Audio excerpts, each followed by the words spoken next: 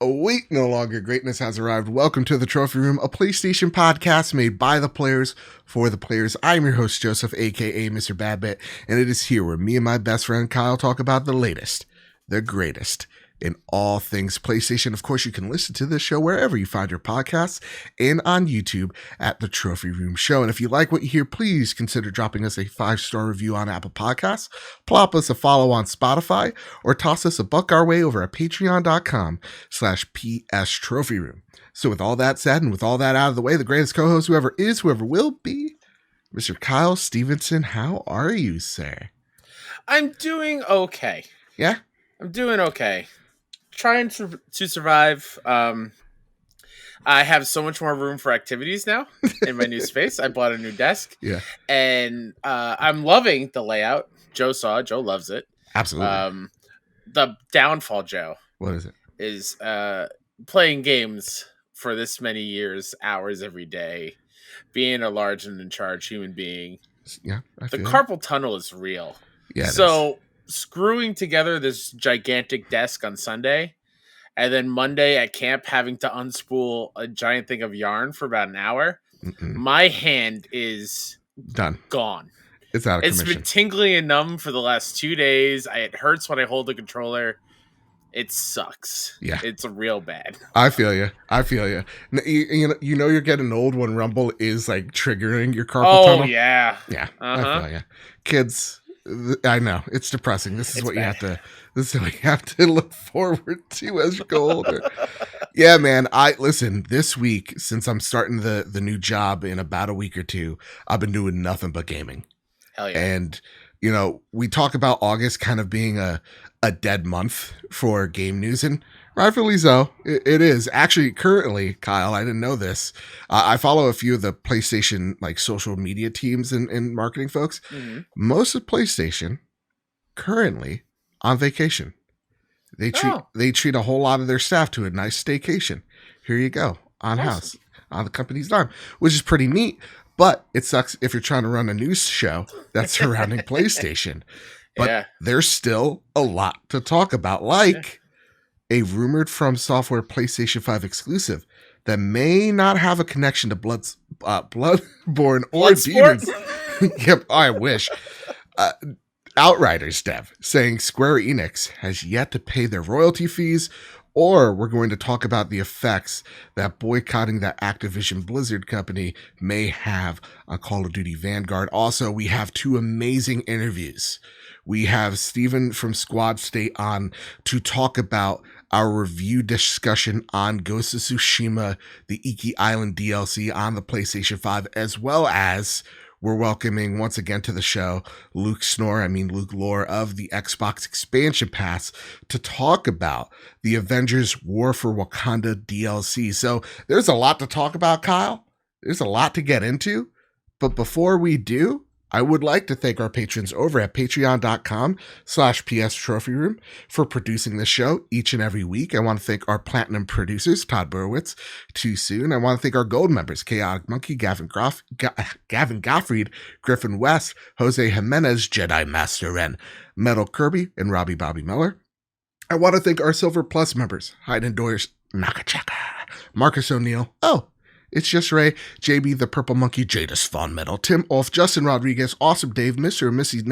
Nasty Boots, Cypher Primus, and Captain Logan. Oh my goodness, I'm tripping all over myself. There's just so many people to thank, so many people and so little time to thank. Kyle, that's been a lot. But now it's time to finally square up the news. First piece of news that needs to be squared up is from Michael Haradance over at PlayStation Universe. The rumor from Software's PS5 exclusive game has no connection to Bloodborne or Demon's Souls. Developer From Software is reported to be working on a new PS5 exclusive title, and according to the latest murmurs on the as yet unannounced project, the game will not be related to previous titles Bloodborne and Demon's Souls. That's at least according to Xbox Era podcast host Nick, who claims that Dark Souls creator Hidetaka Miyazaki is involved in the project. Quote, deal-wise, it's pretty much identical to Bloodborne and Demon's Souls, as in Sony owns the IP, but it's made together with, obviously, From Software and Sony XDev Japan, which is former Sony Japan studio.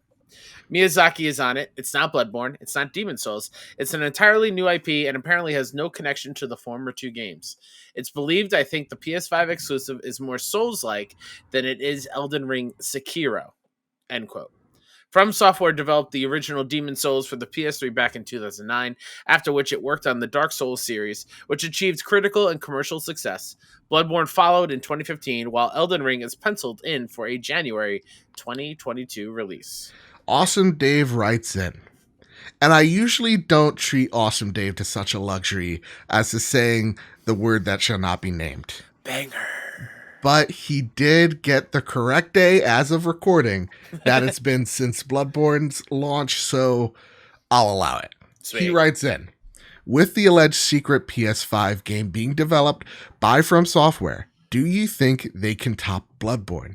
As you know, Bloodborne was the most banger game on the PlayStation 4, and would the PlayStation 5 game be a possible banger as well? It's been 2,339 days since that banger day in history. Can we expect From Software to perform a double banger with Sony exclusives? Now you're just That's 4. You're just throwing them in. That's You're just 4. throwing them in at that point. That's just saying it to say it. It's losing its meaning.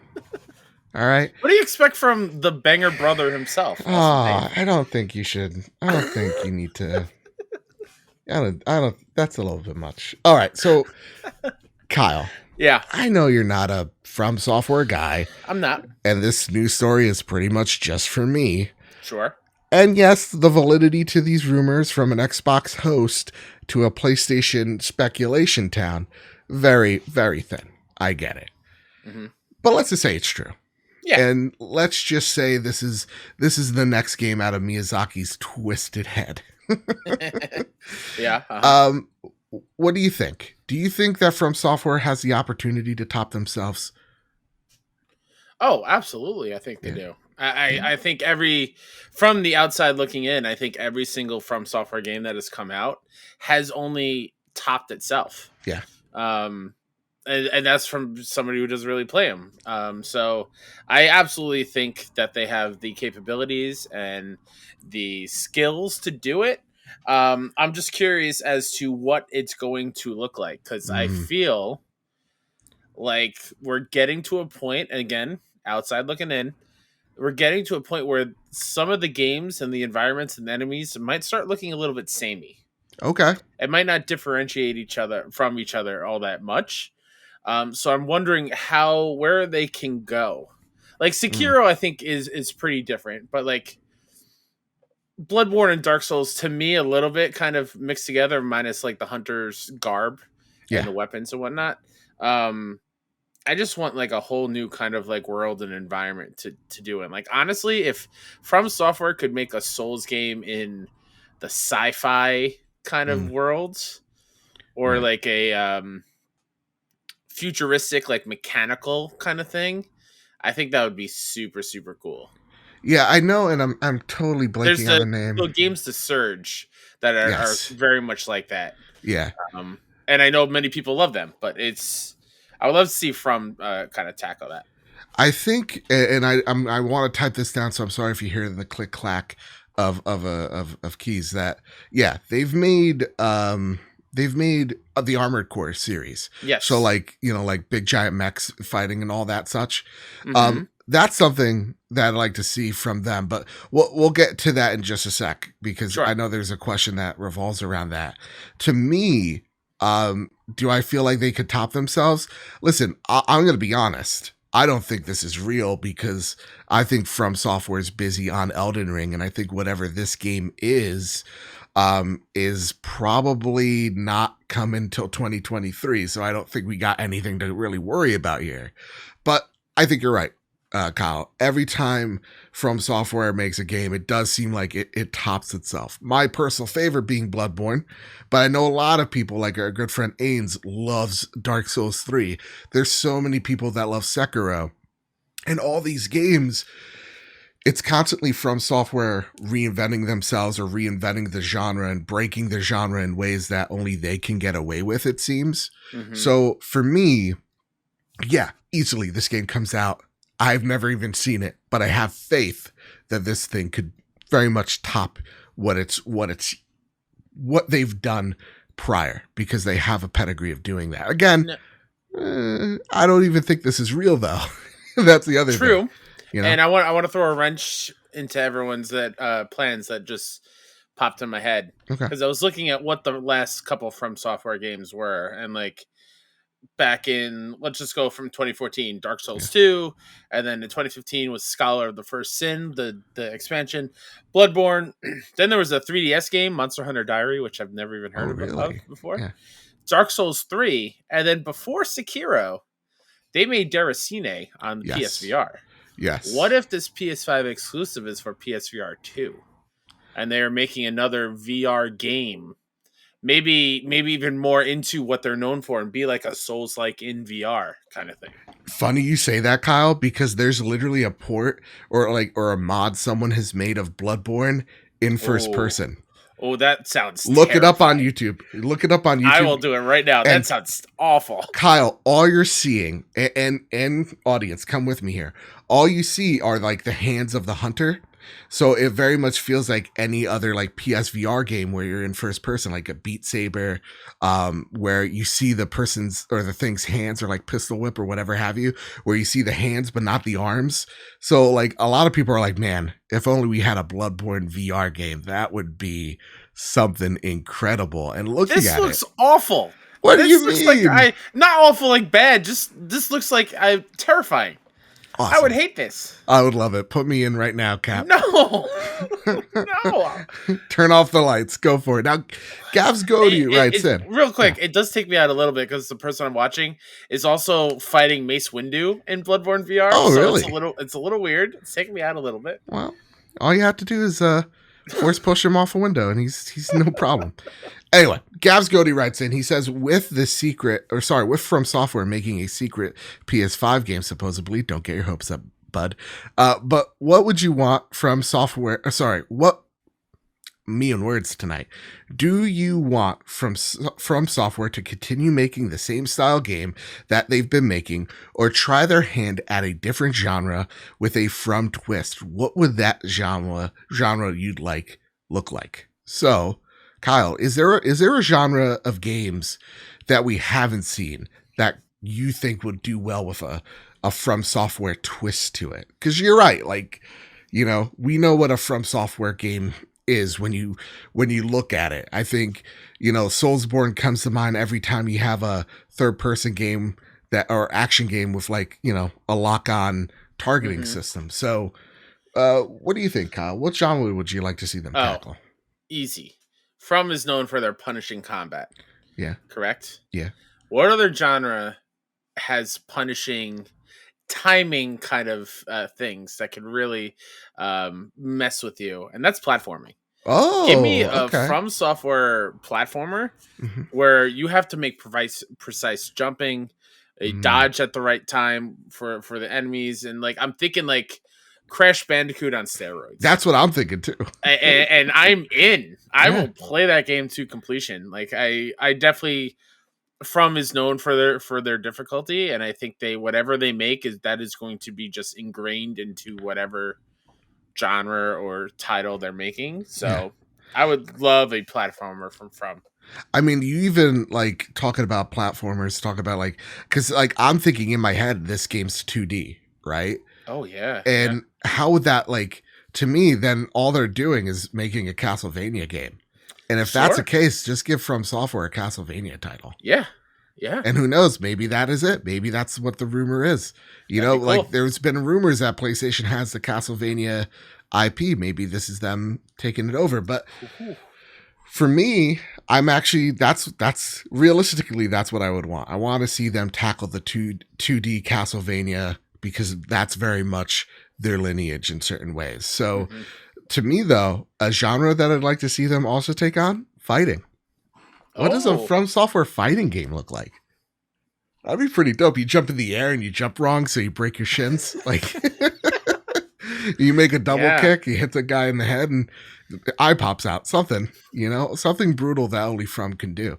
And think about, like, because they're known for their brutal finishers. Like, you get behind a guy and you, like, I don't know how, but you put your fist through their spinal cord and rip something out every time in Bloodborne. I'm pretty sure Ed Boon would sue Exactly. Like, you got Ed Boon going, oh my God, they're doing Mortal Kombat better than me. We gotta put the kibosh to it. So yeah. That said, this is just a nice little fun topic. I've seen this rumor pop up with something akin to, what is it? Like, oh yeah, the next day to play is the 19th. And well, we're recording on the 18th and not a word from Sony. So again, I don't think this is happening, but it's fun to kind of speculate for sure. This next story, Kyle, not fun to speculate. This story kind of sucks. So let's go for it. Are we going to the Call of Duty one? Yeah, go for it. Chandler Wood over at PS Lifestyle writes, analyst predicts Call of Duty Vanguard as the best-selling game of 2021. Oh, hold on. New mouse, new difficulties. There we go. Despite a California lawsuit against Activision Blizzard and this year's game not being from one of the more notable sub-franchises, Black Ops or Modern Warfare, NPD analyst Matt Piscatella forecasts that Call of Duty Vanguard will be the best-selling game in the U.S. for 2021. A look back at the best-selling game since 2009 shows that Call of Duty was only ever knocked out of the top spot twice, and both were for new release Rockstar games, 2013's Grand Theft Auto 5 and 2018's Red Dead Redemption 2. Even with caveats for how game sales are and aren't tracked, such as some companies like Nintendo notoriously not releasing digital sales numbers, Piscatella says that, quote, it doesn't matter for this list, end quote, which seems to indicate that Call of Duty is far and away the best-selling title, regardless of factoring estimates on unreported digital sales for other games. Rumors say that Call of Duty Vanguard's integration into Warzone will be far more in-depth than even Black Ops Cold War was, which could and likely will, in turn, drive up the adoption rate of the premium game. California lawsuit against Activision Blizzard may have some impact on Call of Duty sales this year, but Piscatella clearly doesn't think it will have a big enough influence to affect Vanguard's spot at the top of the bestseller list. Additionally, employees at the various developers, including Vanguard developer Sledgehammer Games, have not called for a boycott of the games they are making and working on amid the ongoing lawsuit, even as they themselves continue to push for a more fair, safe, and equitable working culture. So I bring this up. Call of Duty will be officially announced this week, but we are not covering it directly. More so on this information that Matt kind of gave to us here that kind of got me thinking in a more existential light, which I like to do every now and again. I don't know about you. I like to think existentially. Mm-hmm. Like, is God real? What's the meaning of life?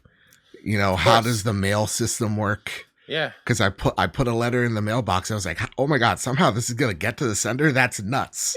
How yeah. What's the system in place here to make that happen? Wizards? How do stamps work? Exactly. How do stamps work? How do you know if it's fake or not? These are the questions that keep me up at night, but with a smile on my face.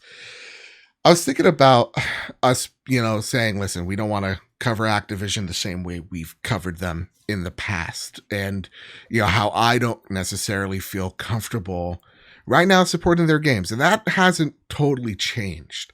But I have seen a lot. The last paragraph really takes a big piece of it, where I've seen a lot of devs come out going, gang, we get it. We appreciate what you're doing, but understand this is hurting us. Like, understand that if you quote unquote boycott it or whatever have you, that infects our bonuses at the end of the year. And one Blizzard employee literally put out, listen, if Diablo Resurrected or whatever doesn't hit a sales deadline or whatever, sales marker, I'm not going to be able to afford daycare for my kid. So understand that this is in a good place, but yes, you're not going to make the impact that you think you're going to make, and the impact you may make may actually just hurt us and not Bobby Kotick. And I think that's a fair argument here.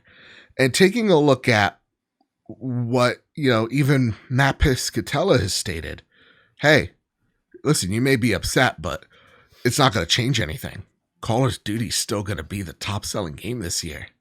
How does that make you feel? Do you think with all the outrage, all the fervor, all the anger that has come at Activision's way, is that is that going to actually affect this game's sales, or you think Matt's right? This isn't going to move the needle at all. Um, I kind of, and it sucks to say, but like I kind of thought this would have been the case anyway.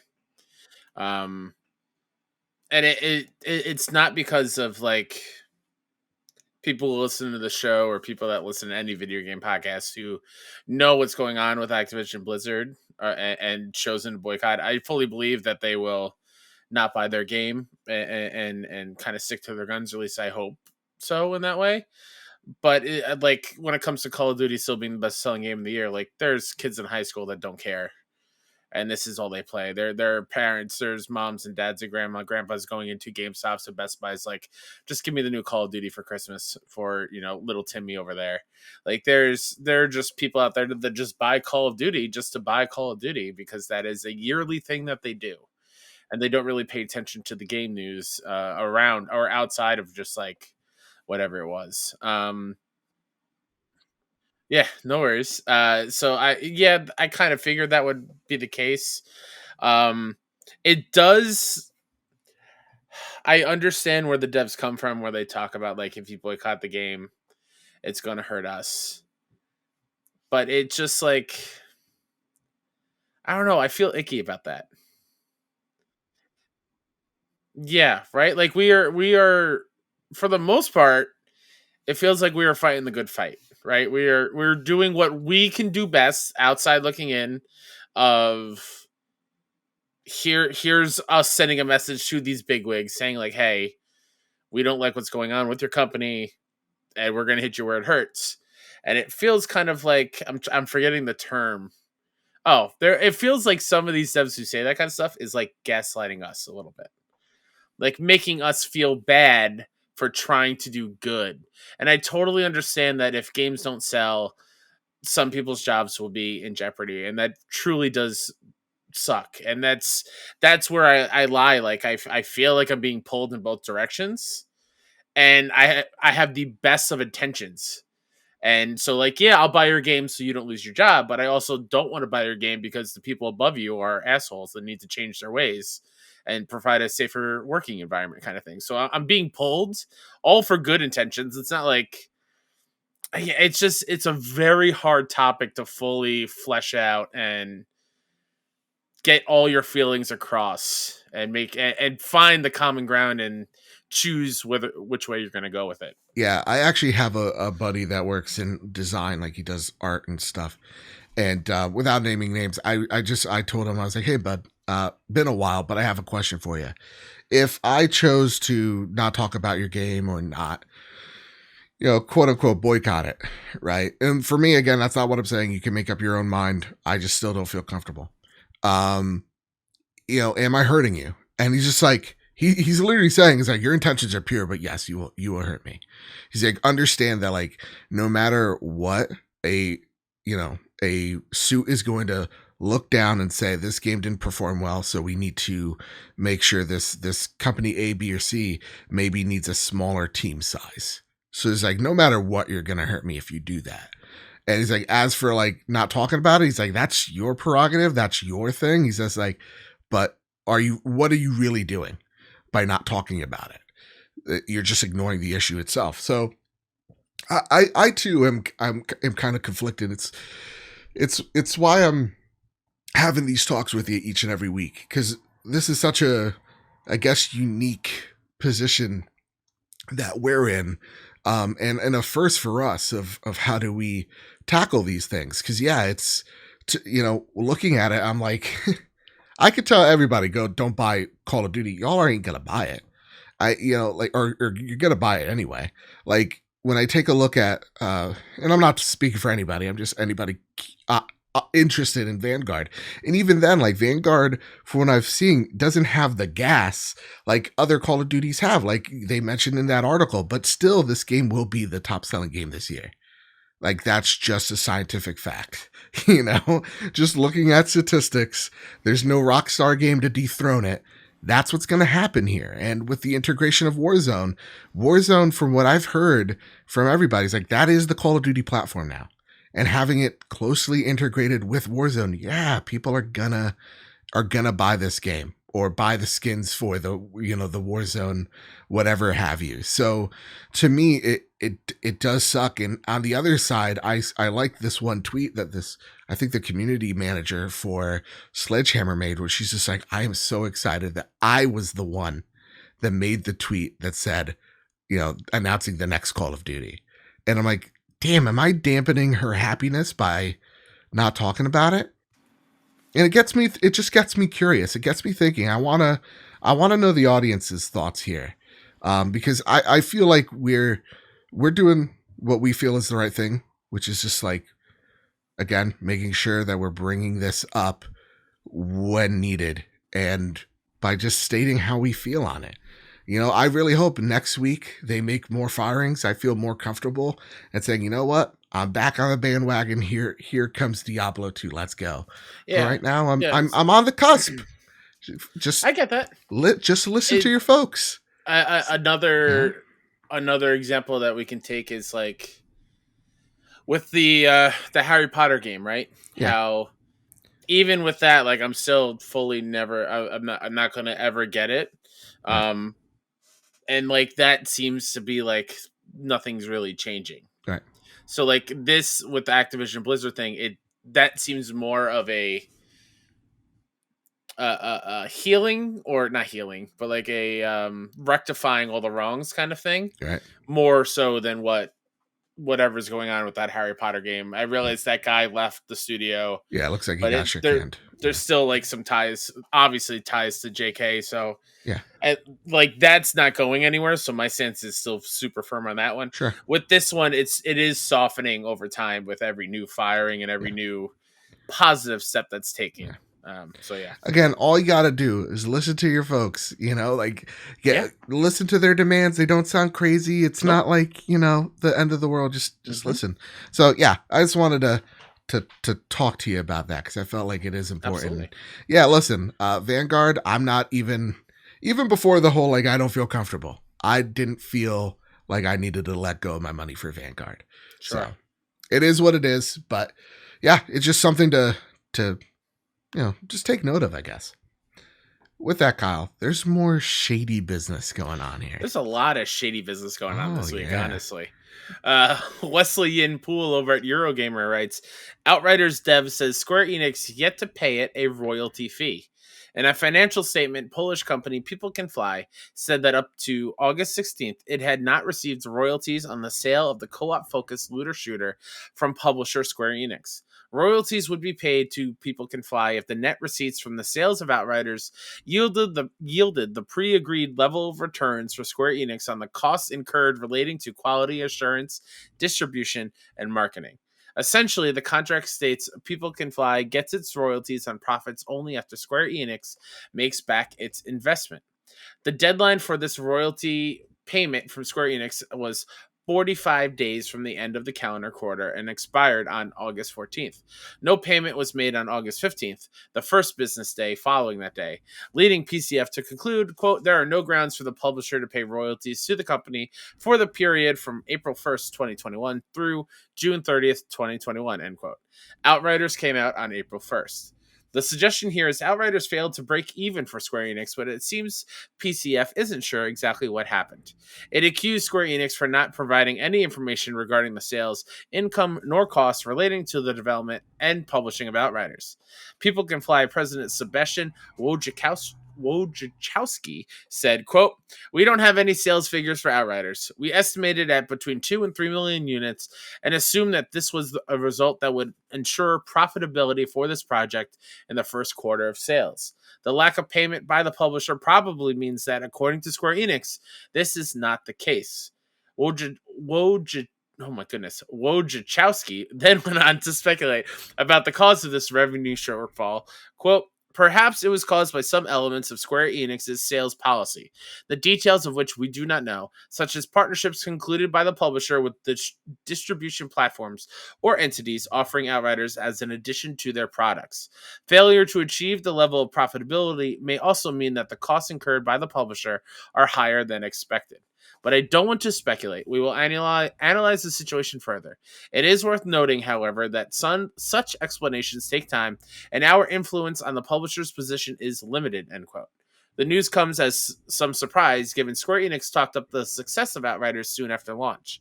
In May, Square Enix said Outriders was, quote, poised to be the company's next big franchise, end quote, after 3.5 million unique players flocked to the experience in its first month. At least some of Outriders' success was attributed to its day one launch on Xbox Game Pass. All right, Kyle. That was a long read, and I thank you for reading it. I do have a question for you, though, Kyle, because I know you're Polish, right? I am. When you butcher a name or you don't say it right, yeah. do you feel like your ancestors die a little bit inside? I was afraid. I was hoping you would not pick up on that. Trust me. Absolutely. I get it. Every single time it does. Every time I tell a relative, no, I don't speak Spanish, like they die. Audible like failure. That's what it really sounds like to me. Okay, so this is shady business. Yeah. So right off the bat, I don't even know where to start because it's that shitty. I guess. Are you surprised that this game seemingly didn't break even for People Can Fly? Maybe Square Enix also hasn't figured out stamps yet. Maybe that's why the payment hasn't gotten to People Can Fly. That's true. This is kind of shady. I don't understand what's going on over here because, a lot of people were playing Outriders. Yeah. A lot of people. I feel like my entire Twitter feed when that game came out, you included, just like loved that game and played a ton of that game. So I found a journal. So not having them receive royalties from Square Enix as a publisher seems odd because it only makes sense that they made a lot of money on that deal. Now, Xbox Game Pass truly the culprit here. They're the evil ones, right? Phil Spencer plotted this from the get. Isn't that right, Kyle? No, I wouldn't say so. What do you mean? Because Xbox Game Pass is the devil. Because this is a PlayStation show, we have to talk about it. I mean, we could talk about it, but I'm not gonna call it the devil. That's just wrong. I heard Phil Spencer still wants the bed. No, I've heard a lot of silliness. Yeah, I only caught a bit of it because that is one of the problems with me working at a summer camp. I'm not allowed to have my phone out. Honestly, you were saved. So, like, I saw a little bit, and people were like talking about Outriders. Like, why are we talking about Outriders? Obviously, now, I know why. It's just silly. It's just stop. Yeah, I hate fanboys so much, Joe. And here's the thing, because like you see, like when Outriders came out, this is the elusive fanboy we're talking about here. Yeah. Like the fanboys on the Xbox side are like, look at what we have, isn't this cool? Ooh, look at us. Mm-hmm. And then like 2 months down the line where they find out that, Xbox Game Pass may have caused this, game not so well, they're like, well, it's a bad game anyway. I'm like, what? It wasn't that great. And so like obviously it was problems at launch. And then like PlayStation fanboys, the elusive ones coming out, being really, jealous of those that got it on Game Pass day one. Now we're like, look at your God. look at this. Look how stupid it is. The question, Joe, you played it. Is there like costumes and stuff that you can pay with real money? Honestly, this is a game that respected your time a lot when it comes to the loot grind. And it very much is. They said it. They're like, you play as far as you want. There is loot you could obtain, and that's it. Like, this is not a games of service. From the get. And listen, I'm going to be honest with you guys. And Xbox fans, remain in your seats for this explanation, please. Did Xbox Game Pass hurt this game? Yes, it did. Because Xbox people didn't buy the game. Instead, they bought it or they got it on Xbox Game Pass. Even the CEO alludes to that, of the publisher playing with the distribution of other platforms or entities offering Outriders as additional to their products. That's Game Pass. But to me, what I read this as was that there was no clause in the contract, again, not a lawyer, but there was no clause in the contract that told Square Enix that you couldn't put this game out there on a service, and that the number of downloads couldn't equate to a copy sold. So it seems like Xbox approached them, probably not knowing the contract between Square and PCF, and they were just like, "Hey, first games in a series could fail. Here's a big amount of money. Put this on the service. Get some free advertising for your game," and they agreed. And Square maybe didn't know about the lack of clause in there. Maybe they did. Either way, it's shitty. And so now they're out of platform. Outriders is out of platform, or sorry, People Can Fly is out of a platform to put Outriders on to be sold. So of course it didn't hit sales numbers, because if you're on Xbox and you bought Outriders, what did you do? Yeah. Right.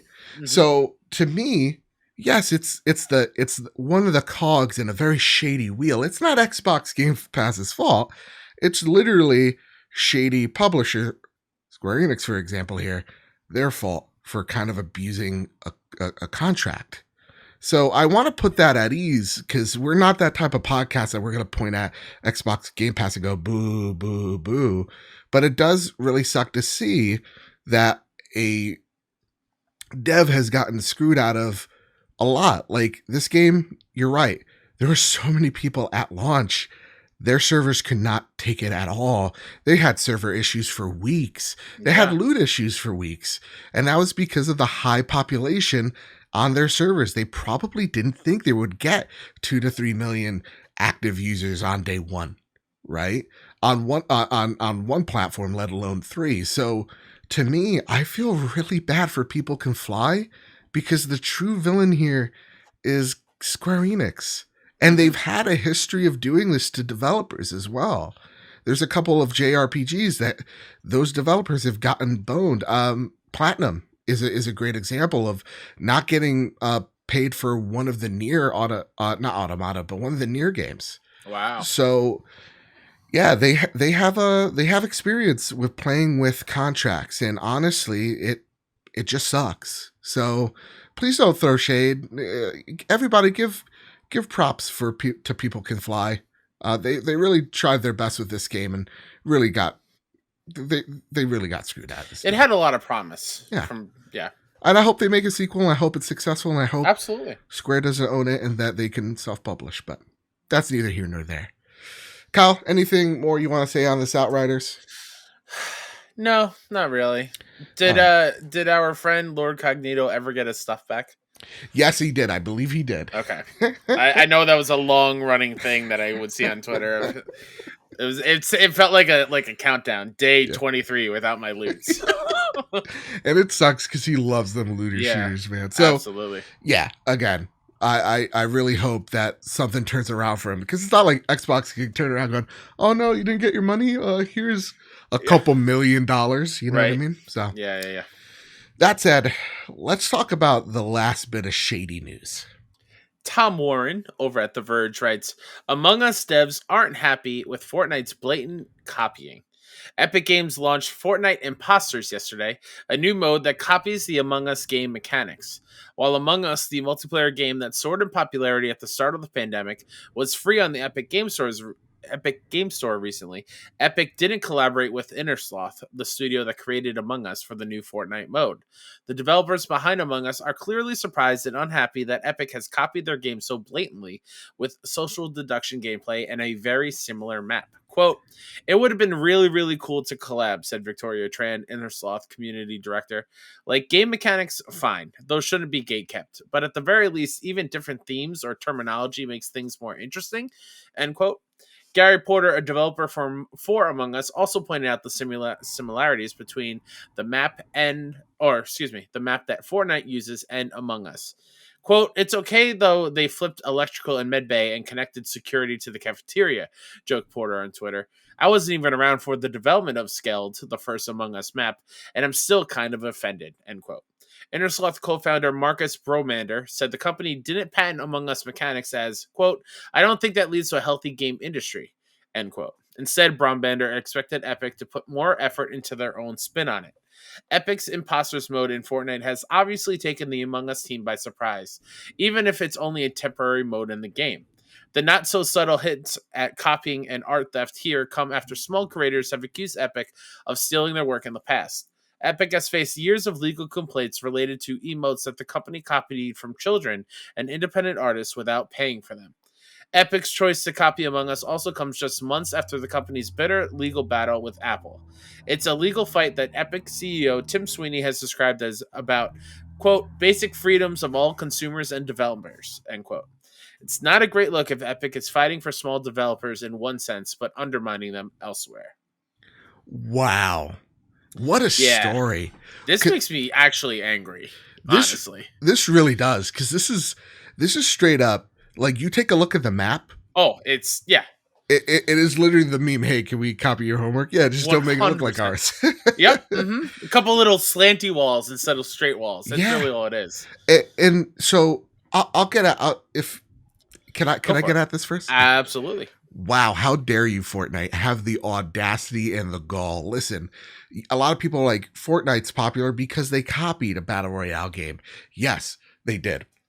They copied PUBG, and that's shady to a degree, but they also did something better than PUBG, right? That building element is a game changer.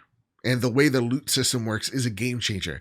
They improved upon design, and that is why Fortnite is one of the most, if not the most played game on Twitch or in the world. And so I understand that. At the same exact time, guys, you didn't even try on this one.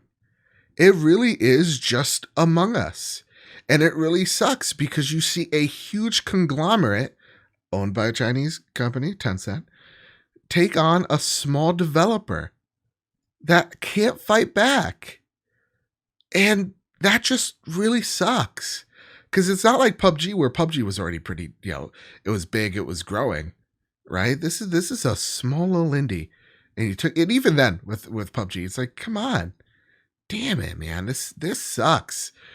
And to say, with the whole fighting Apple for the basic consumer freedoms and developers, and we're fighting for the developer, are you really, when you're literally stealing kids' dances to put floss in the game? Are you kidding me? Literally stealing like rappers and artists like moves so that you could profit off of them and then trademark it so they can't do anything. Are you kidding me? Get out of here, Fortnite. Get out of here, Epic. Yeah. That's so that was something I was going to bring up. Like, this isn't the first time Epic has done some of these things with Fortnite. Like, there are so many creators on TikTok I see that have created dances, even before TikTok, like on Vine and whatnot. Like, that Epic just strictly took from them, put it in the game, and didn't credit them at all, or even like monetarily gave them some money for their work and like license it out, kind of thing. But like you said, yeah, they pretty much was like, oh no, this is ours and we're trademarking it, and so nobody else can like make money off of this thing. It's really, it's so stupid. It makes me so angry, and it makes me feel a little bit more icky about them, getting new deals for all these like new IP for characters hopping in the game. Like, what's next? You know what I mean? What else are they going to rip off next? Wonder Woman. I'm going to buy that skin because I'm part of the problem. Of course you are. Of course you are. It's just like, I don't know. Where are they going to do like a Portal game next mode in the game? And like when you really think about it, like Fortnite really just, for example, Apex comes out, they got a ping system. A week later, Fortnite puts a ping system in the game. Right? Like, you're already king of this genre. No one's dethroning you. You're already eating. And now you're slapping the food out of someone else's mouth because you're just big and you can do it. Like, if they're putting another spin on it, just like the developer said, go on, do it, but you're not even. It's like you walk into school one day and you finally got some really cool looking new shoes. Yeah. And everyone's like, man, Joe, look at your new shoes. They're awesome. And the next day, the most popular kid in school also grabs the same exact pair of shoes. And they no longer are talking about your shoes. They're talking about Jacob's shoes. Yeah. And like, oh, we all want to be like Jacob. Like, it's just like. Well, no, and in actuality, you don't want to be Jacob. He has a troubled home life. I mean, fair. That's why he's bullying you. Fair, yes. But no, I can't. No, I get it though. Like, are you saying Tim Sweeney's bullying people? Yes, he is. I really do think so because, like, again, this is a small team, Why Absolutely, it is. why do it? It just seems like a bully maneuver. And again, people won't like it, but we'll end up like me cashing out, Mhm. buying a Wonder Woman skin because it's Wonder Woman. She's badass. Just When like is how the I bought Jeff the plug. Keighley face mask showing up in Fortnite? That's what I want to know. That's true. Well, give it a week. It's true. Give it a week. So yeah, this sucks. Shame on you, Epic. And I Yeah. really hope you lose that lawsuit, which it looks like you are. So with And that, like, yeah, just again, like Among Us has been out for years. yeah, Like it wasn't a last year thing. It was out prior. yeah. And you're only are copying it now because it is super popular and it's making tons of money. Yeah. And I despise it so much. How dare you? Kyle, that's been the main news for the week. We squared it up. We did a great job. Earlier today, I got to sit down with our good friend Steve from Squad State, and we talked about Ghost of Tsushima's Iki Island expansion.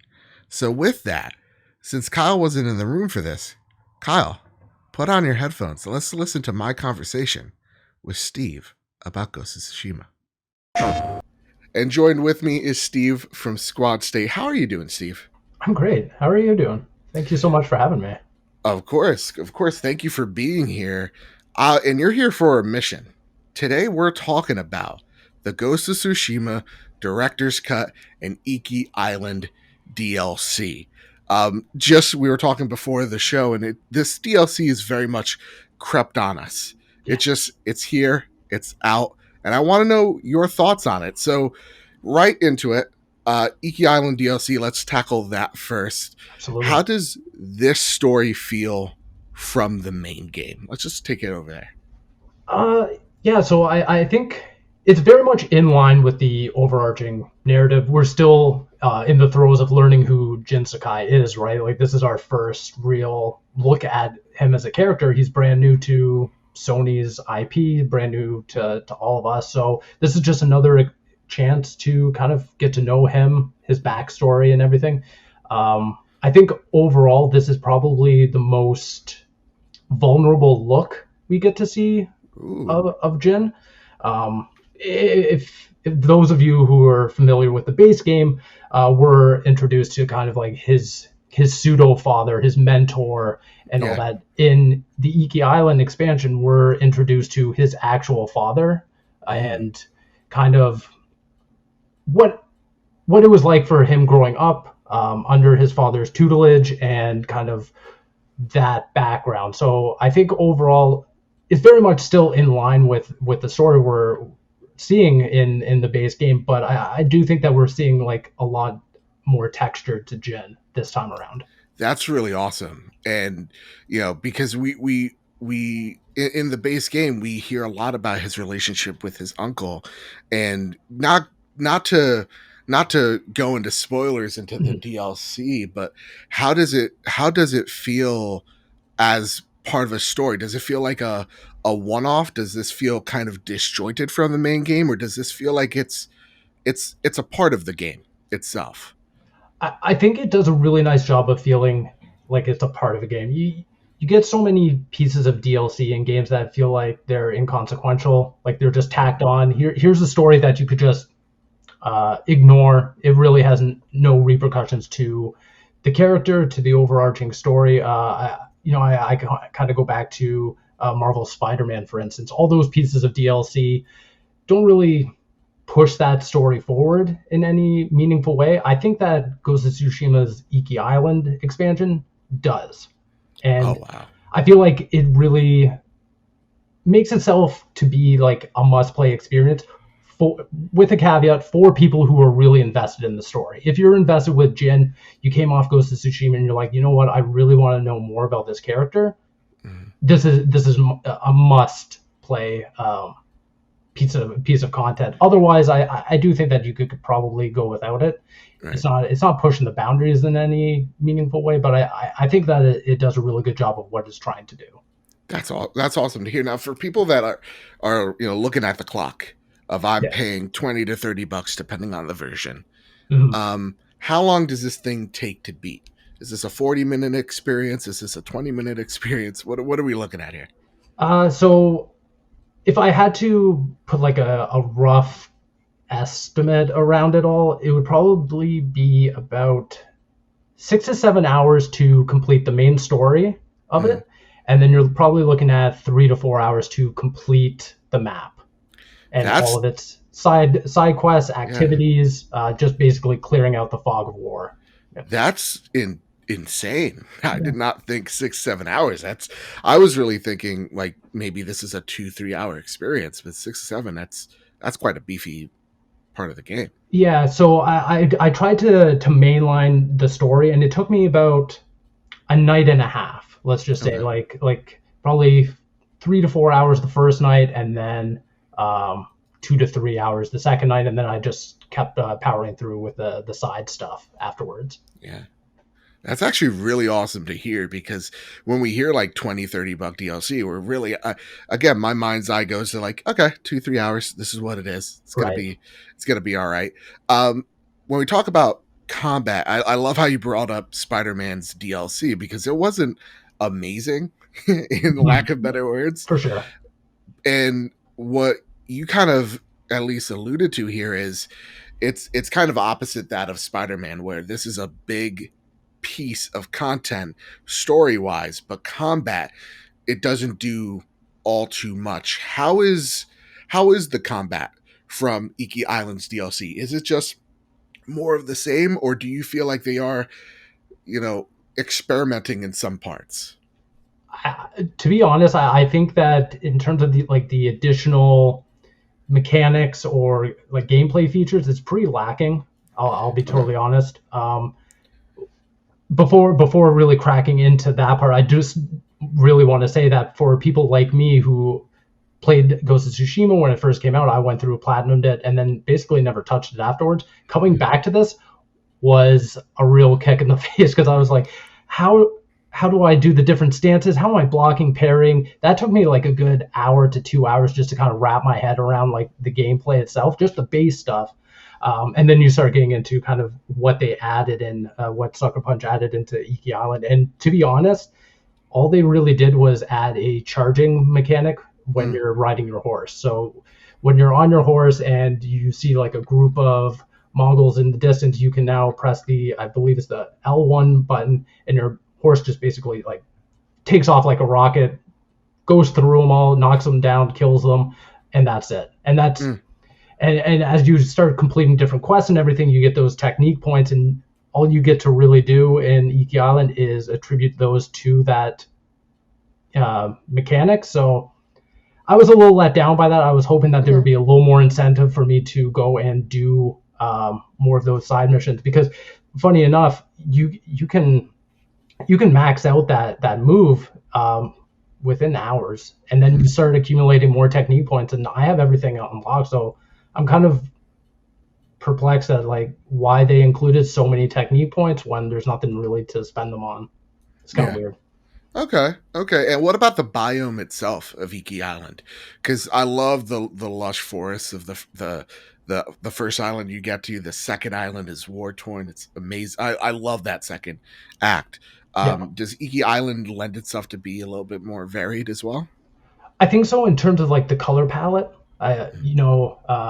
Just basing this off memory from Ghost of Tsushima, but once you get through like each region, they had very distinct color palettes, and this one has, in my opinion, its own. There are areas that are very purple mixed with. There's a lot of lush blues and stuff like that, and I think there's one specific area that I've grown so fond of, and it's like this overgrown, dilapidated village where Mm, it's just literally covered in shrubs and grass and everything, and it's just really a marvel to see on screen. That specific area is one of my favorites, but otherwise, it does feel very much in line with the rest of what we've seen in Ghost of Tsushima. I mean, playing it on PlayStation 5, I've been abusing the capture button, just relentlessly, same. just putting it through its motions. And Yeah. yeah, there again, it's a beautiful game. Yeah. But I got that's par for the course. That's no different than what the base game offered. Yeah. So Yeah. It's and with that, I really love what you said, because for me, you're talking to my soul right here, because I was all about the Ghost of Tsushima storyline. I'm all about seeing more beautiful vistas, getting to take it in, and knowing that it's like a 4 to 6 hour experience. That's awesome to me. It's a little bummer that, like, yeah, combat is more of the same, but more of the same also for me is more Ghost of Tsushima. It's great. That's That the said, thing. Yeah, we're already talking about a game that's like a 9 out of 10 or yeah, something up there. So it's like, can we really complain that we're just getting more of the great stuff that we did get last year? Not really. absolutely. Absolutely. Now, when it comes to multiplayer, you let me know that multiplayer, the new stuff is not out yet. It'll be That's out correct. on release day. Yeah. So the only thing we need to tackle here now is that $10 upgrade. Now, Right. if you're coming from the PlayStation 4 version to the PlayStation 5 version, Sony is charging you an extra $10 for it. They're talking about all these adaptive triggers, all these haptic feedbacks, all this, natural 4K, all this stuff, all this jargon. We saw a week ago, or as of recording a week ago, Hellblade. Microsoft went out and said, "Hey, here's a free 4K facelift of this game, which is also spectacular, and it's free." Mm-hmm. So, basing it off of what we've seen from their competition, is this $10 upgrade worth it? It's really hard to say because from a developer standpoint, I kind of understand why they have to charge, because they are doing more than just an up-res to 4K. They are adding in those adaptive triggers. They're adding in 3D audio, the 4K, and all this other stuff. So I guess if you're really invested and you're already, if you're playing on PlayStation 5, you might as well just take advantage of the hardware itself. I was really impressed with the adaptive triggers. Obviously, as more and more games come out, we're being treated to what adaptive triggers can be. If you're drawing a bow in Ghost of Tsushima Director's Cut, you feel that tension, pretty par for the course. When you're attacking an enemy and you hit a shield, for instance, you feel that reverberation within the controller, which is really cool. One small touch that I fell in love with immediately is when you're riding your horse and you're galloping, you feel every single individual hoof hit the ground on your controller. So yeah, I was really impressed in some aspects. I was a little, maybe this is by my own detriment, but going into it, I was like, I'm really interested to see what the adaptive triggers will do within the different stances of Ghost of Tsushima. So for those that didn't play, you had, or don't remember, there are 4 different stances when you're using your sword against enemies. I was wondering if they would implement something so that once you're switching them, you would feel some sort of different tension or anything within the trigger. There's nothing like that, and I was, maybe that's fine. I wasn't really expecting all that much, but yeah, it's pretty par for the course. But I was definitely impressed with the up-res visuals and the sound. Those were my main takeaways. Absolutely. And thank you so much for lending your voice to that, because to me, I'm looking at it going, okay, listen, I'm not a fan of it, but for all the free stuff you've given me over the past year, here's $10. And that's how I'm looking at it. And so, Sure. Yeah, that said, is this a recommendation? Is this a strong recommendation? Where do you fall on this? I think it's a recommendation for just your fair weather Ghost of Tsushima fan who played it last year. They really enjoyed the open world and everything. It's a strong recommendation if you're like me and you went out, sought the platinum. You're in this franchise now. I think that what Iki Island and the expansion brings to the table is must play for those diehards. For people who were like, yeah, it was a good game, I don't know if it was my game of the year or anything like that. That's when the conversation comes in of like, do you have to buy this? Especially like we were just talking about the $10 upgrade fee and all that. I think you can have a deeper conversation about that. But again, shout out to Sucker Punch for just delivering more and more content beyond what I was expecting. I mean, between Legends, Iki Island expansion now, and then even more Legends content on the horizon as well. I mean, we're being treated really well for Ghost of Tsushima. So yeah, Absolutely. shout out to them. Absolutely. And shout out to you, Steve. Thank you for coming on, lending your voice to this review. Steve, if anyone's curious of where they can find you, where can they find you? Yeah, absolutely. They can everyone find me on Twitter at svicvari. You can also find my full review that's going up on Squad Stage. You can find it there. But keep up with me on Twitter. That's where you'll find like all my links and all that. But Awesome. Joseph, thank you so much for bringing me on. It was always a blast to talk about games with you. So yeah, thank you so much. Absolutely, man. Absolutely. And link to all of Steve's work down below in the description. So with all that said, and with all that out of the way, let's get back to the main show, shall we? Wow, I can't believe they put laser swords in Ghost of Tsushima. Laser swords. My goodness. Isn't that nuts, Kyle? I can't believe Cole from Infamous makes an appearance. That's so weird. Oh, I know. Honestly, it was a blast talking to Steve about Ghosts and hearing, no lie, Kyle, 6 hours of just story. Yes. Oh, that's what I want. That's what I want. Keep feeding me. Keep feeding me, because I'm so hungry for Road Ghosts. With that, Kyle, it's time for some Flash news. Are you ready to get into some Flash news? I'm ready. All right, good. Because Goodbye Volcano High has been pushed to 2022 amid, get this, Kyle, narrative reboot. This comes from PlayStation Lifestyle. They write, and this is straight from Goodbye Volcano High's Twitter. In addition to global events, 2020 saw us rebooting the narrative of our game. Those two factors have led to a delay of our release timeline. So we're making what we're sure is now to be expected announcement. Goodbye Volcano High will be delayed, will be a 2022 title, not a 2021 one. It's really hard. Words tonight. What's going on here? It's been a really hard year for many reasons, and the mental health of our team has to come first. We don't want to crunch. We don't want to put ourselves in stressful situations to finish a game by 2021 when we could take a little more time. We love the community that we fostered through developing Goodbye Volcano High, and we hope that isn't too much of a bummer to have to wait a little longer for some dino drama. Thank you to those who have been supporting us since day one and those who have joined us along the way. We really appreciate you and your support. We love making this game, and we're lucky to have a chance to make it. Kyle? I was not going to buy this game. You're crazy. Because it looks weird. Awesome. But for me, you know me, I'm not an indie guy. Yeah. That statement alone, I'm buying this game. Yeah. I love that they're another studio putting their devs' mental and physical health first and foremost. I love that. Love that they trademarked global events. I wonder what that means. That threw me off when I was reading it. I don't know if they're trying to trademark like real life global events or they're doing like a mode in the game with like global events happen around you. Oh no, definitely the global panorama that we're currently in. Yeah. Yeah. So all the power to you. I believe this is co-op.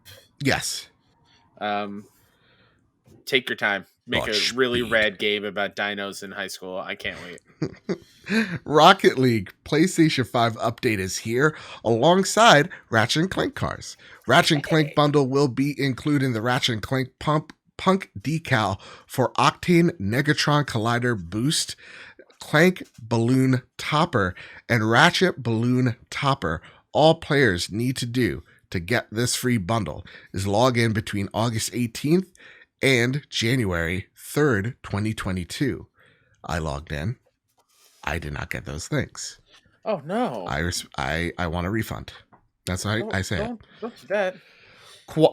And with that, the announcement of the PlayStation 5 enhanced version of the game. So right now, it's still the PlayStation 4 version, but if you're on PlayStation 5, this is what you'll get. Quality mode.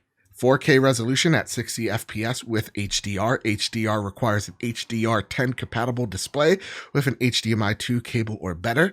4K compatibility display required for a 4K experience. If a 1080p display is used, the game will render at 1080p. Super sampled from 4K. Performance mode. Game runs at a 70% full 4K at 120 FPS with HDR. The UI runs at 4K, and again, 4K is compatible through 4K TVs. Don't be a dummy about it. Kyle, I saw 120 FPS, and Yeah. since I played the Halo, like beta, that's all I could think of, like how buttery smooth Sure. gameplay is, and I'm hungering for it. I'm hankering for it. So I downloaded this and immediately started sucking at Rocket League at 120 FPS. I love how much Psyonix is still supporting Rocket League. Same. It's been out for 6 years now. It's they're still kicking, man. Rocket League is a stellar game. Stellar. I was listening to a few buddies play it, and it's like, man, I really wish I was even just decent. I suck so bad, Kyle. It's embarrassing. One of my most proudest platinums, it's not a hard platinum. But like the thing that I can't do in Rocket League is like I can't fly in the air and do like the aerials and whatnot. Okay, yeah. I'm just really good at timing and doing the flips to like really push the ball. I play great defense in Rocket League. Okay. Scoring is not my thing. Yeah, neither. I know how to block. I know how to pass. It's just what a great concept too, by the way. Yeah. It's just amazing. So awesome. Congrats on the Psyonix team. Hopefully you get a PlayStation 5 enabled version, like a PlayStation 5 version of the game. Because I'm going to tell you something. I played Dirt 5. Ooh. And it's my favorite racing game right now.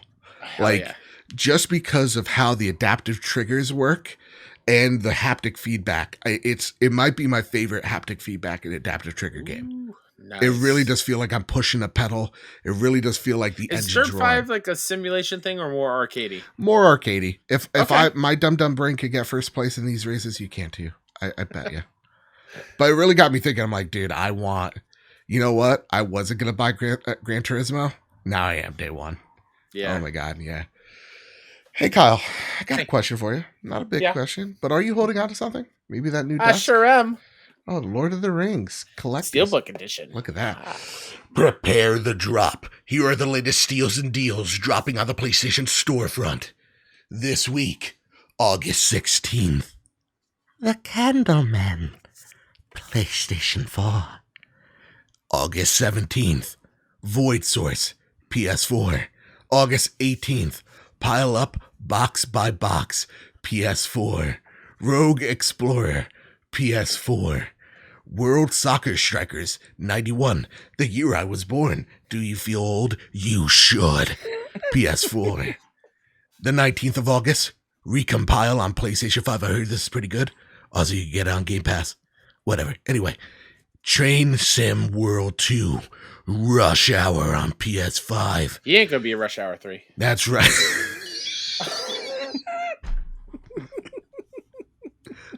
August 20th. Fracked. PSVR. Ghost of Tsushima Director's Cut. PSVR. PS4. And Madden. You got me. Madden NFL 2022 on PS5 and PS4. Correction, Joe said Ghost in PSVR. He meant PS5. He was just laughing. Because here's the thing. I was going to break because I'm reading the list and all I'm hearing you is petting this thing. I hope I wasn't petting. I was taking the steelbooks out of the case. Oh, okay. That's what I thought you were doing, like petting the box. I was like, oh my God. I didn't realize it would make the sound, but I did one. I was like, you know what? I'm committed. I have to continue. Oh God, I really hope that came through because it's great. Kyle, I did not know Madden 2022 came out. Yeah, apparently if you pre-ordered it, you could have been playing it like a week ago, but only for 10 hours. And everything I've seen, like icons don't pop up during gameplay, so you don't know who to pass to. I've seen people playing online against other people, and that excuse me, and their teams just don't show up on the field, so you're playing against nobody. Seems like another Madden. I'll wait. I'm very much anti-Madden because they haven't really updated it in ways that I really want to see, which is a bummer because I really enjoy Madden, but I'm not going to. I'm going to do my thing, and I'm going to vote with my wallet, and I will wait until they actually do something. There you go. Not that it matters because they're going to make $1 billion. But. That's right. $1 billion. Yeah, again, the game I'm most excited for, Ghost of Tsushima. Absolutely. Let's go. Recompile as well. Shout out to that. And last but not leastly, as we close out the show, or almost close out the show, rather, we enter the Sony Pony Express. Oh. Of course, you can send us questions via PS Trophy Room on Twitter. You can ask us questions on the Trophy Room Discord, or the old-fashioned way via Gmail. That's right, at pstrophyroom@gmail.com. Or use stamps. Or use stamps, letters. Yeah. We have no address, but again, magic of wizardry. I feel We'll like you probably get it just in say, send this to this trophy room, slap a stamp on it, and we'll get it. Yeah, I think that's how it works. Cloudside writes in, with Ghost of Tsushima Director's Cut coming out, this is a perfect time for me to get back into it and start it again in its best form. It's such a beautiful and engrossing game in a fantastic setting and era. I think the whole extra island and content to explore, I think it will be worth upgrading to the Director's Cut. Do you guys think it will be a good value and has some concerns over the PlayStation 5 upgrade price? You know what I think why we're screwing up so much? I changed the font. You know what? That might be it. Honestly. I changed it from 12 to 11. Oh. Yeah, you know what? That's fair. That's why we're tripping up. People are probably like one font size. No, it makes a huge difference. It makes a huge difference. We literally, how long is this? This is a 6-page script I wrote. Okay. Yeah. If I put it to 12 font, let's see. Let's just use the magic. Yeah, script. All my jokes are written out for me. That's right. The ones that don't land, for sure. Yeah. We have a little editor named Jacob put in all the laughter. We really don't like each other. Look, 12 font makes this a 7-page script. Okay? Oh yeah. Mm-hmm. I'm not kidding you here. It does. Kyle. Font size aside. I screwed everything up when I did that too. I see. Cloud side, I definitely think it's well worth the price, and I think it's definitely worth the value. I understand people being not super happy with the upgrade path and feeling like PlayStation just nickeling and diming you to death for like not super substantial things. Yeah. But I think from what Steve said in his thing, like that expansion is well worth the upgrade to Director's Cut alone. I'm so excited to dive back in, and it hits perfectly. Like Friday is my last day of summer camp. Oh yeah, I have Ghost of Tsushima. My weekend is set. Oh yeah, absolutely. My goodness. Yeah, like and what Kyle you missed out on, like what Steve even alluded to, is just like, if you're a Ghost fan, you don't care, you already bought this. He's just like, absolutely. It's like, this is exactly what you want. The cool thing that he was getting me hyped on was when the horse is paddling on the ground, you feel each individual hoof on the pad. Nice. So yeah, to me, I'm just like, hey, you treated me well for the last year with a whole lot of free stuff. Here's $10. That's the way I'm looking at it. Question that I didn't get to ask Steve because I wasn't there. Maybe Sure. you did. Because I totally listened to the interview. I'm sorry. That bit definitely worked in real time. Of course. Does when you choose to do the wind, will that vibrate from left to right in the controller? I did not ask him that. Oh man, if that does that, Joe, my God. It's worth it. I'm not saying it does. I have no idea. No, I'll say can you imagine? Oh man. Boy. Hide Indoors writes, how do you decide on what console to play on? I want to pick up Hades, but I do want to get it on my Switch so I can play on lunch breaks, at work, or while on the couch watching one of my wife's weird horror movies. They had a huge horror thing on Discord earlier. Nice. I don't like horror movies. There's only a few. Midsummer still gives me nightmares. Anyway, do I get it on PS5 because it looks extra crisp? And can I get some trophies? Thank goodness I don't have a PC or Xbox to add more complications to it. But if I did have an Xbox, I'd play it there because, Game Pass. Here's the thing. I have Hades on Switch as well as on my PlayStation 5. I adore Hades on PS5. This is what you want to play it on. Switch screen is way too small. I got dumb eyes. Catherine, I know you wear glasses. So there's a lot of smaller enemies and some smaller particles on screen that I couldn't take, nor the font size on the Switch version. So for me, PS5 was the go-to, and it's changed the game for me. Like 4K 60 FPS is great. Where I don't feel like it's the biggest deal is the adaptive triggers or the haptics aren't spectacular. Yeah, I haven't dove in yet on PS5, but I played it on PC. Yeah. I would, Catherine, if I was you, I would play it whatever's most comfortable. I think, like Joe said, I did not want to play it on Switch because I wanted to see how it looks on my TV. Yeah. So that is my preferred choice, and of course, like anything that has trophies in it, I'm going that way anyway. Yeah. But I will say, having it on the go is pretty, for like a rogue-like kind of game that Hades is, where you dying is part of it and you learn from your mistakes. That is a very good on the go kind of game to have. Yes. Like playing quick bursts. Like I believe you can clear the whole game in 20 minutes if you're very, very good. Mm-hmm. So I did. Yeah. And plus, like I feel like you need to give more time and pay attention to those weird horror movies, because like those can get pretty good. So I would say nightmares. No nightmares. That's my grandma impersonation. That's my abuela. And I nail it. I really do. Rick the Welsh writes, my question. How will the Ghost DLC merge with my existing game? I'm currently playing New Game Plus and haven't finished through the long playthrough. I hope I don't need to finish this playthrough to go to the DLC.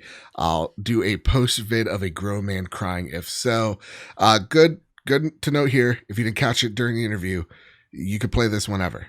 I think all you have to do is hit Act 2 when you're there.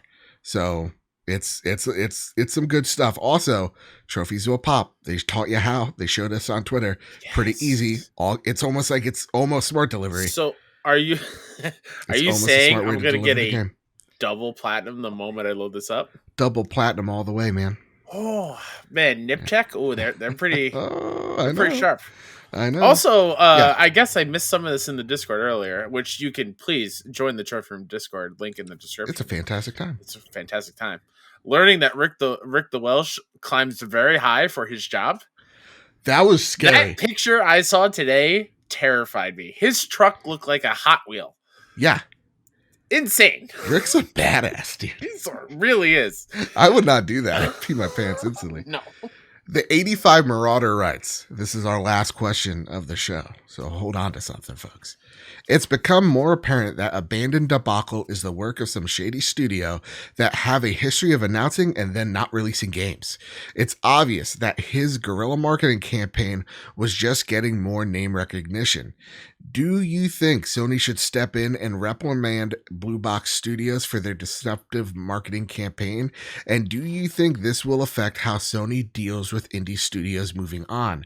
Or will other studios take note in an attempt to replicate what Blue Box Studio has done? Thanks for your time and keep up the great work. Well, thank you very much. Kyle, there was this whole interview and it was literally like 8 pages long. Like, and the font was 8. So I was just like, it's no longer worth my time talking about Blue Box. Show me the game or don't show me it. Because he had this whole excuse of like, you know, oh, we had to get something out there. It was a last minute thing. So we put on this trailer. We knew it wasn't the best idea, but we had to put out something. We're not scammers. I'm really depressed about it. Well, then shut up and just put the game out when you're going to put it out. Sorry. I don't. Yeah. I'm kind of with you on it. I did not download the thing, but I saw from everyone, like, it's literally just the same clip that was on their Twitter. I laughed so hard. I didn't believe it. I had to turn it on myself. And the thing that I really appreciate is somebody, I think on Reddit, went and made this whole timeline of Blue Box. Have you seen this, Joe? Yeah. Where like 2015, they announced a horror game. Delayed the playable teaser because of technical issues. Said it'll have VR, then announced they canceled VR, canceled the Kickstarter, said the game development is on halt and they'll tell us when development continues, said they have a new project, announces that development is resumed. The game was never released, website was deleted. 2015 again, another game, same kind of thing. 2017, another horror game coming out June 2017, game never came out. 2018, another one, game never came out. It's just the same thing over and over and over again. It's just like not worth it. It really raises more questions as to why Sony gave this a spotlight on their blog. Yeah. Like, are they being hoodwinked as well, or is this just a grand scheme of things and they're just like repackaging the studio? It's kind of like when as an old school wrestling fan, where somebody new takes over the moniker of somebody. Yes. Like they're especially with wrestlers that have masks on, they switch bodies all the time. Yeah. Like, did they just take Blue Box and known of this history and put like an actual studio behind it to kind of like mess with us? Probably not. Right. It just, I have so many more questions now. This just now screams this studio's in over its head. It's not worth our time. It's not worth our time anymore. It's not even worth discussing. Like, Marauder, that's a great question. Because I sense your frustration as I feel like you sense mine. It's like, like when people are like, be nice to developers, of course, be as nice as humanly freaking possible, unless they're like evil or something like Notch. Like, then you can say something mean about him. So what I want to say here is you can't just put a carrot on a stick, expect us to follow it, and then keep communicating very non-direct ways, and then tell us your game's going to be announced and constantly push the carrot back, right? People are going to get fed up with it. I'm sorry. So should we be nice and respectful? Sure. That's why I'm not like at, Hassan. Yeah. You're big dum-dum or whatever. That's my meanest thing I can think of right now. It's like, no, it's just, I'm done talking about it because it's not worth our time. Hassan, if you want to clear up the things with us, the trophy room, PS trophy room at Twitter, you're happy to come on here and talk, and we'll talk to you. And bonus, if I could touch your face and make sure it's not a mask. If I stare really hard at the screen, I'm looking to see if any part of you is flickering in and out of like frame. Yeah. Like if you're a hologram or not. Hassan, blink twice if you're in danger.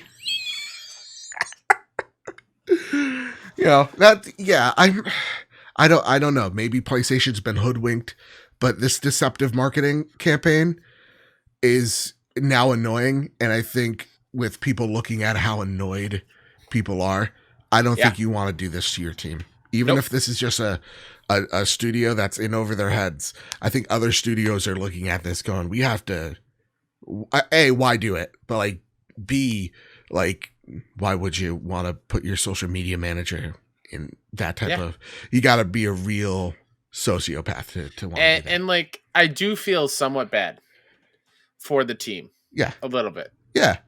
But also, they kind of know what they're doing, and they are leaning into it pretty hard. Mm-hmm. At least before all this, like, actual seeing that trailer on the app kind of thing. Like, they know what they're doing. They're not dumb. Yeah. Which is just frustrating on all accounts. Very frustrating. With that, Kyle, listen, we're going to talk about what you've been playing. And we're going to showcase the War for Wakanda expansion. So instead of us talking about the games we've been playing, I'll be joined by Luke Lore, friend of the show, and we're going to talk about our experience thus far with the expansion. So I'm going to let you go here, Kyle. Okay. Before you do, what would you like to spotlight? I like to spotlight myself, Mr. KSF, on Twitter and PSN and on Xbox. So go send me a follow or a friend request there. If you like indie games and want to see all the cool indie coverage that I do, go over to 61indie.com. That's SIXONEINDIE. Also the same on Twitch, YouTube, Instagram, all those fun things. Special shout out to everyone that came out on Saturday at Brooklyn, New York, where we got to hang out all day. I got to hug Catherine. It was amazing for the first time in almost 2 years. Oh my gosh. It was great seeing friendly faces. I wish you were there, Joe, but completely understand why you weren't. And please, for the love of all that is holy and not, get vaccinated. I want to hug these people and hug you whenever I want, and I can't right now, and it's frustrating me. So go get vaccinated, wear a mask, stay as safe as possible, please. Thank you. That's my TED Talk for today. Yeah. With that, listen, usually we have the little like PlayStation whoosh to transition us, but because this is, Wakanda Forever, whatever, it's a Wakanda expansion. Could we 3, 2, 1 Wakanda Forever? Oh, 100%. Rest in peace, Chadwick. It's for you, but we're my man. I was gonna say my brother. I'm like, I don't know personally. All right, ready? 3, 2, 1. Wakanda forever. Wakanda forever. And to top everything off, I'm joined by, I guess, my friend, host of the Xbox Expansion Podcast, Mr. Luke Lore. How are you doing, sir? I am doing well, my friend. I am glad to be here with you. I'm excited to talk about our topic, but more than anything, it's always a pleasure to be on the trophy room. So thank you for having me. The pleasure's only yours. So listen, Luke, we've been on the dividing line here Yeah, when it comes to Avengers. I mean, well, my mother says otherwise, and your mother does as well. Oh! That I'm not a big fan of Avengers. Right. And you're a huge fan. Now. I didn't want to just come into the show and dunk on this game. Sure. I feel like that'd be inappropriate and gross and rude to the people that made this game. Mm-hmm. So I've brought you in. I appreciate it. They just made War for Wakanda just came out. It's just released. Introduces the nation of Wakanda, introduces the Black Panther into the Avengers games universe. Mm-hmm. So with that, I feel like this is a great jumping off point into what Avengers has become and hopefully where it's going. So Luke, I want to know how far you're in to War of Wakanda so far. I would say I know that I've played the first 4 missions, which has been about 2 hours approximately. And that time can be crit pathed and rushed through, or you can take your time and explore, and there's a lot to explore there. So that's a varied time part. But I would say the first 4 missions, in a meaty enough dose that I know where it's going, and I know what's different about War for Wakanda and what it's doing to the game, at least at this early stage, because it's live service and things do flux there. But I got a good handle on it. So what has changed from War for Wakanda, from the base game into War for Wakanda? Well, the base game launched in a state that I was not impressed or happy with, and you and I actually played together early on and really tried to like a lot. I can consistently remember conversations with you and I trying to have fun with Avengers at first and having bits and pieces and moments, and then it was frustrating.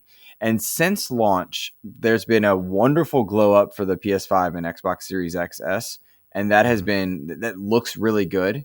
And that's kind of nice to see, your Avengers level heroes now in their MCU outfits if you want them, in 4K, quick load times, looking real good. I love that. 60 frames is the mode that I play in. And since this past summer, I would say about June, there's been a lot of content that has arrived for the veteran players, the people that they've been playing it, looking at gear stats, that kind of stuff.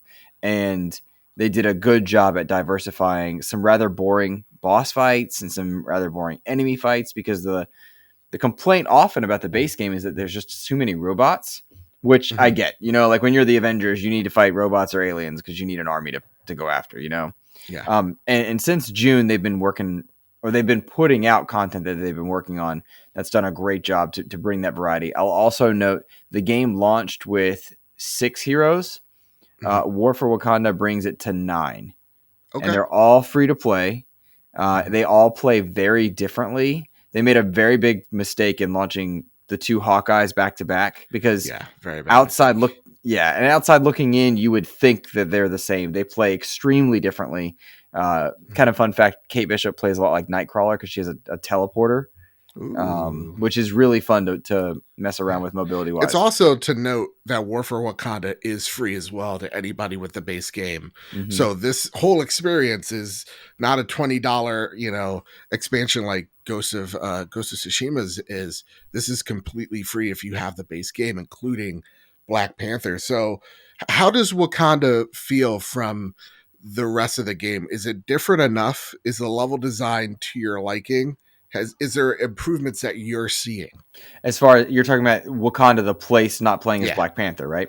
Yeah, Wakanda, the place. Okay.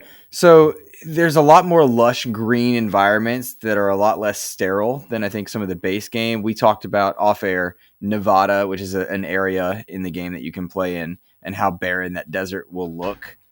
We've talked about how New York can look rather tepid, especially next to bigger, high-profile games like Spider-Man and Miles Morales and whatnot. Yeah. Wakanda itself, a lot of lush greens, a lot of really vibrant flora that looks just beautiful. A lot more platforming is involved in Wakanda that you didn't get, and I think some people really wanted. I enjoy the platforming in the game, depending on which character I'm using. There are some characters that I want to vomit when I play as because there's awful mobility, and others that I love. And so Wakanda is beautiful, a lot more platforming, and there's a lot of discoverability. There's a lot of caves that you go in and explore, and they're doing things with that. So that the area, they did a good job of really kind of changing up the way that you move about. Yeah, and talking about the characters you play as, let's just get right into it. Black Panther's the best hero they've put in, even since the base game. I love him. You think so? You love him? Yeah. He's so marketably different. One of the, for better or worse, one of the things about Avengers is that each character does really feel different, and there are some that I just hate, and there are some that players just love. Black Panther himself plays different than any of the previous 8 characters. And for someone like me who's a veteran and mains on Iron Man, Thor, and Cap, it is really hard to adjust to his play style, to get used to the combos, to get used to the parrying and blocking system and building up that vibranium skill. So I'm having a lot of adjustment to my standard gameplay style. If you're a new player, it's probably like playing a Black Panther game if you play solo, and that's kind of cool. And that's like constantly playing as Black Panther. Like I wanted it. Like I wanted a Black Panther game so bad. He felt really great to play as, and like just hitting people up in the air. He kind of played a little bit like a DMC game, where like for me, I'm hitting them up in the air, and then I'm doing these daisy chain combos to keep them in the air, and then just like striking down, causing a big AOE. I love that about him. And I think one of the abilities I had was this huge pike, and I'm just like tossing it into like huge enemies and just seeing them go back like 6 feet, or like pegging a dude from across the field, and he's just stuck in the ground. So I'm just beating the crap out of him. Yeah. Like, there's a lot there, man. There's a lot of depth to all of the characters, including and perhaps especially Black Panther, because as you build up skills in that skill tree, which is rather extensive, you can tailor it to a play style, kind of like an RPG in that sense. And so your Panther and mine could look very different. And you're talking about the Assault Heroic with that spear. Yeah, you can do a lot of really cool stuff with that. And then you have Kamoya beads and this Panther call in that you can do for your ult. There's a lot of cool stuff. You're playing it like a DMC character. I'm doing a lot more knocking people up, doing a few hits, and then doing a pounce ability where you're pouncing onto people and just tearing them apart with those vibranium claws. And I know other people are playing very differently as well. We're all, as a community, Avengers community, trying to figure out the best way to play, because if you're playing this like a third-person action game, you're playing a Black Panther game. If you're playing it like a looter shooter, you're speccing, min-maxing, and all that stuff. And that's not where I go with it for sure. You just want to look cool. I want to look cool. I want to look cool, and I want to be an Avenger. And that's what I get out of the game. And I think that's why a lot of people bounced off. And they bored of that, or they were tired of it. Yeah. Let's talk a quick bit about the voice acting. Yeah. Our man. Christopher Judge. Whew. Wow. Yeah. Huge shoes to fill. Huge shoes to fill.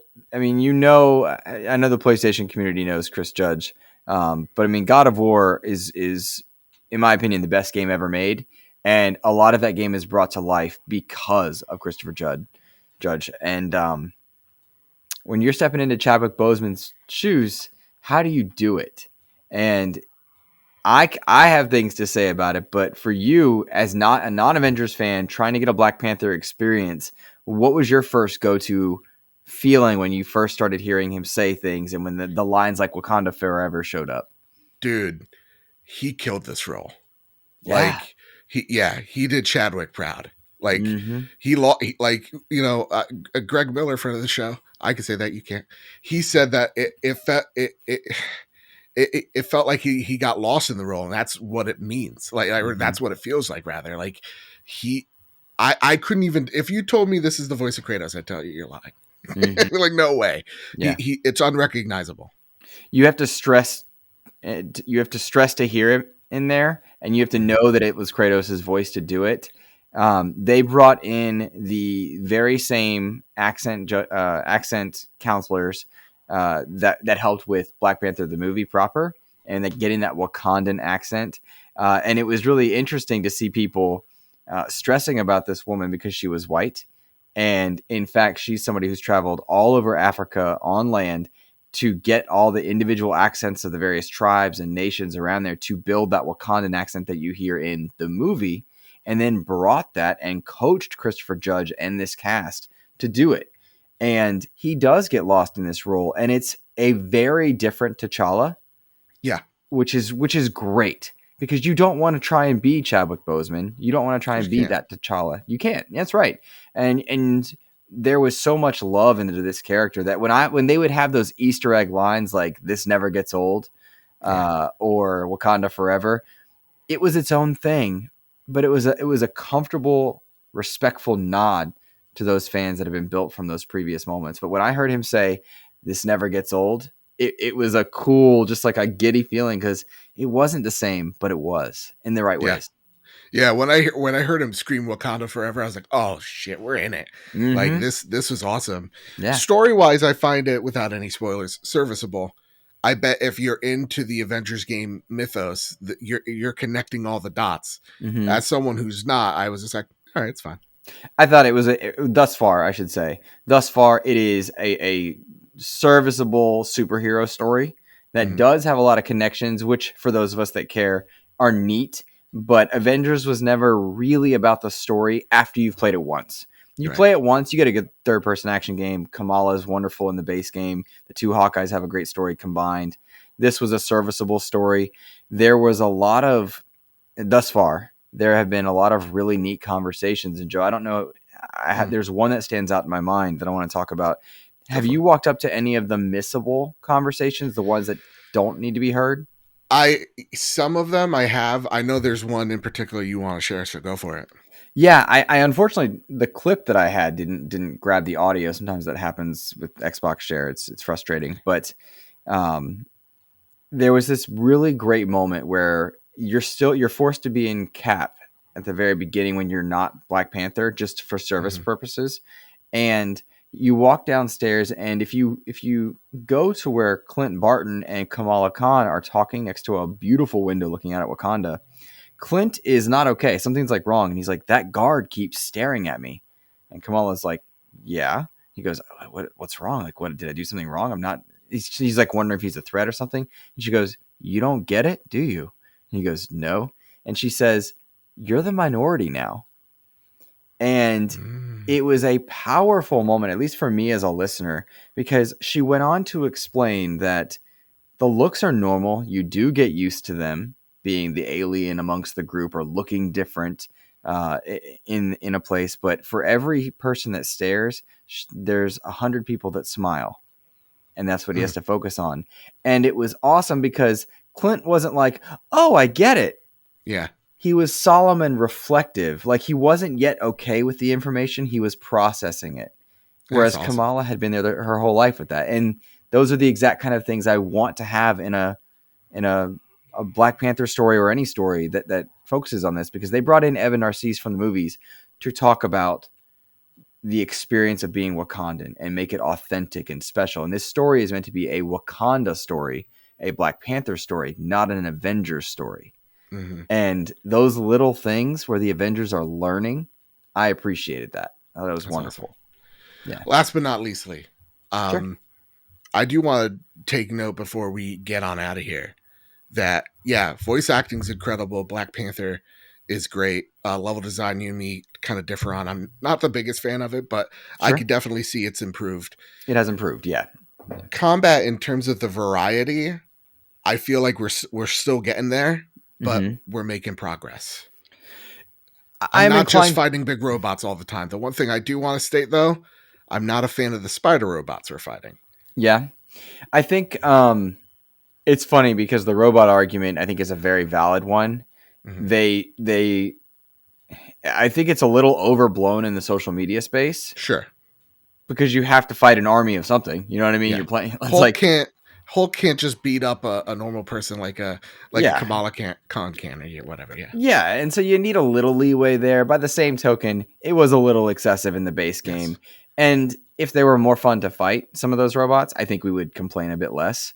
Yeah. The combat has evolved. It is dependent upon which character you get. If you are playing the game without studying skill trees and you're running up and just pressing X, the game will feel very similar. If you allow yourself to go into the depth, it won't. And that just depends on what you want out of the game, for sure. But we can critique several things here. There's a lot of things wrong with Avengers that the game is not for certain people. If you want to attack something, I'd love to hear them, because there's a lot of things that I am critical about despite loving the game. Honestly, I feel like we could have a whole podcast on it, right? And I feel like the topic itself could be an extra show. But honestly, I feel like the variety is getting there. It is slowly and surely improving. I want to know, before we get on out of here, because we're right about to hit time, is Okay. What are your thoughts walking into Wakanda? Do you think that this is the Taken King expansion that this game needs? Would you recommend people jumping back into it? It's not the Taken King. I think they wanted it to be. They expected it to be. I do not think it's going to be the Taken King in that it revitalizes everything. But I do think it was an incredibly powerful adrenaline shot into there. Anybody that's interested in a superhero game this year is not getting much. And you can find Avengers on sale anywhere. And all the content is free to play. All of it. Like, once you get the game, I should rephrase that. Every hero is available to you. You don't need to pay for anything. The monetization system is a bit strange. If you want to pay for the challenge card, you get more currency back when you finish the challenge card. That's how they get you, right? But you can play all of these experiences. And I would recommend this game to anybody that likes superheroes on sale, right? Gotcha. And it's not a looter shooter that's going to grab you and keep you like Destiny. It's not going to be Spider-Man, Insomniac, Rocksteady, Batman, but there's a fun game to be had there for casual fans, and I like being Iron Man. That's just awesome to me. Fair enough. Yeah, for me, I think this is building to what Avengers 2 will be.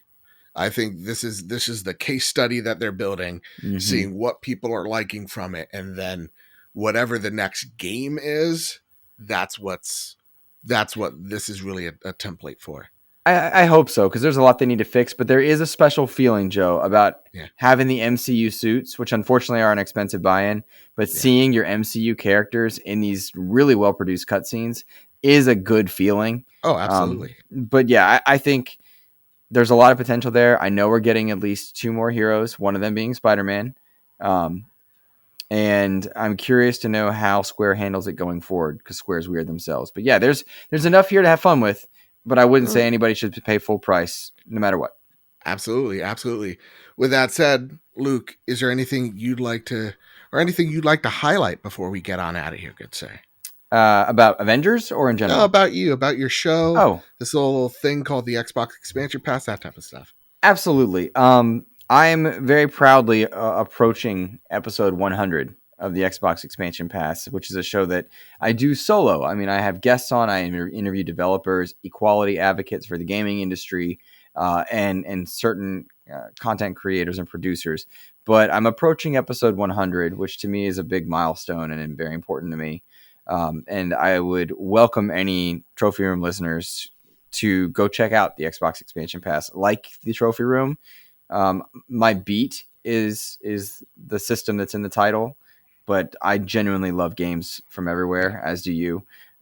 So I would ask any listener to go check it out, give it a chance. Check, if you enjoy it, do the iTunes thing and all that stuff. But I would love to have more eyes on a project that I'm very proud of, and I think is worthy of being in a gamer's podcast feed, not just an Xbox gamers feed. Absolutely. With that, Luke, I can't agree with everything you just said there. But what I will say is, no, in all seriousness, Xbox Expansion Pass is one of, if not my favorite Xbox podcasts. And this is not a if, ands, or buts thing about it. You do have the best interviews in the gaming industry. No one does them better than you. I mean that sincerely. I'm not even just kidding. You suck. I mean every word of it. So go check out the Xbox Expansion Pass. Go check out my boy Luke over there at the Insipid Ghost on Twitter, all the links of all that down below. And with all that said, with all that out of the way, everybody, you can find the Trophy Room over at PS Trophy Room. You can find me over at Mr. Badbit, and you can find their show on YouTube, on Apple Podcasts, on Spotify, on Google Play, wherever you find your podcast service of choice. You can find the Trophy Room there. And with all that said, and with all that out of the way, everybody, keep your wits about you, keep hunting, and keep playing PlayStation. See you guys.